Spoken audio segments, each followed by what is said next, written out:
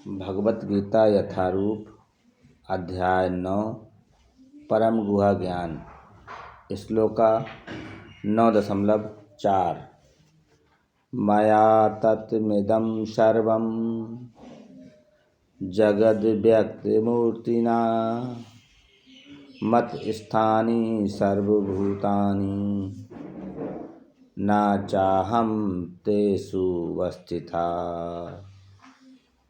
भावार्थ, ये संपूर्ण जगत मेरे अव्यक्त रूप द्वारा व्याप्त है।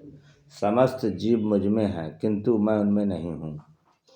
तात्पर्य, भगवान की अनुभूति स्थूल इंद्रियों से नहीं हो पाती। कहा गया है कि अथा श्री कृष्ण नामादि न भवेद ग्राहम इंद्रिय सेवो उन्मुखे ही जिहादो स्वयमेव स्फूर्त्यतः। भक्ति रस अमृत सिंधु 1.2.234।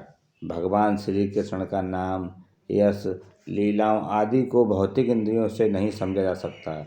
जो समुचित निर्देशन से भक्ति में लगा रहता है उसे ही भगवान का साक्षात्कार हो पाता है। ब्रह्मा संहिता में 5.38 कहा गया है, प्रेमाजन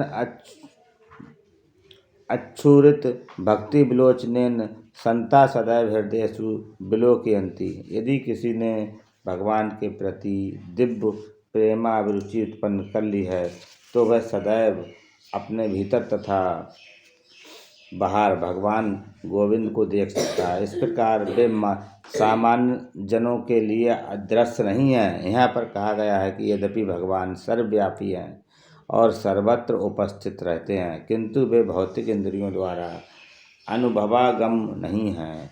इसका संकेत अव्यक्त मूर्तिना शब्द द्वारा हुआ है। भले ही हम उन्हें न देख सकें, किंतु वास्तविकता तो यह है कि उन्हीं पर सब कुछ आश्रित है।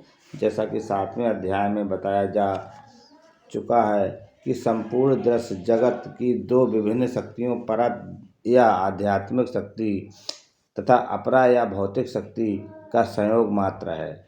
जिस प्रकार सूर्य प्रकाश संपूर्ण ब्रह्मांड में फैला रहता है, उसी प्रकार भगवान की शक्ति संपूर्ण सृष्टि में फैली है और सारी वस्तुएं उसी शक्ति पर टिकी हैं। फिर भी किसी को इसका निष्कर्ष पर नहीं पहुंचना चाहिए कि सर्वत्र फैले रहने के कारण भगवान ने अपनी व्यक्तिगत सत्ता खो दी है। ऐसे तर्क का निराकरण करने के लिए ही भगवान कहते हैं, मैं सर्वत्र हूँ और प्रत्येक वस्तु मुझ में है, मैं भी पृथक हूँ। उदाहरणार्थ, राजा किसी सरकार का अध्यक्ष होता है और सरकार उसकी शक्ति का प्रकटय होती है। विभिन्न सरकारी विभाग राजा की शक्ति के अतिरिक्त और कुछ नहीं होते और प्रत्येक विभाग राजा की क्षमता पर निर्भर रहता है। तो भी राजा से ये आशा नहीं की जा जाती कि वह प्रत्येक विभाग में स्वयं उपस्थित हो। यह एक मोटा सा उदाहरण दिया गया। इसी प्रकार हम जितने स्वरूप देखते हैं और जितनी भी वस्तुएं इस लोक में तथा परलोक में विद्यमान हैं, वे सब भगवान की शक्ति पर आश्रित हैं।